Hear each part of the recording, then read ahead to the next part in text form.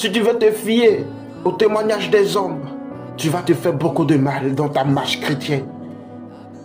Est-ce que Dieu rend témoignage de toi, du fond de ton cœur pendant que tu m'attends? Est-ce que ta vie est agréable à Dieu? Peut-être que ta vie est agréable au pasteur, parce que tu gères bien une structure qu'il t'a confiée dans son église, dans sa communauté, je veux dire. Peut-être ta vie est agréable à ton pasteur, à ton prophète, parce que tu lui payes beaucoup de dîmes. Peut-être que dans ta famille, on t'ovationne, parce que tu es le beau des beaux ou je ne sais pas quoi. Mais est-ce que ta vie, est-ce que la bonté de ta vie est parvenue au Père? Bien-aimé, le Seigneur va dire à Pierre, va chez Corneille. Et Pierre est arrivé chez Corneille. Pierre a connu l'amour inconditionnel de Dieu pour toute l'humanité.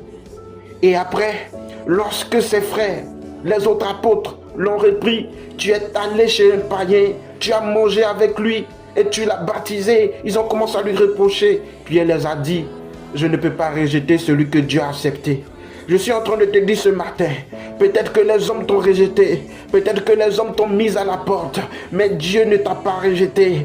Même dans ta sorcellerie, même dans le vol, même dans le mensonge, l'amour de Dieu veut te sauver. C'est pour cela ne regarde pas aux hommes, comme à cette femme adultérienne.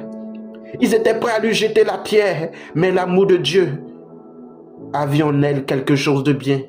Il lui a dit, va et ne reprends plus.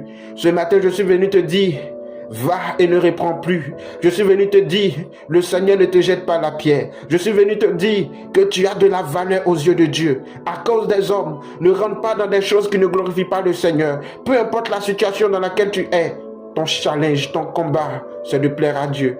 Il a dit à Timothée, Paul, combat le bon combat et achève la course. Cherche à achever la course.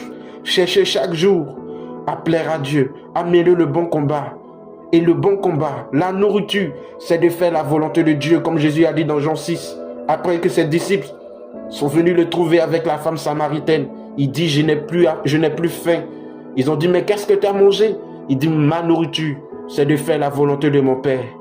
Qu'en cette semaine, ta nourriture, que ton combat, soit de faire la volonté de Dieu. C'est pour cela que je prie que le Seigneur te donne les âmes, beaucoup de courage, beaucoup d'amour, beaucoup de patience, afin que tu accomplisses ses voies, afin que tu marches dans ses sentiers, afin que tu détournes ton regard de tout ce qui ne le glorifie pas, et que tu marches fidèlement dans sa parole.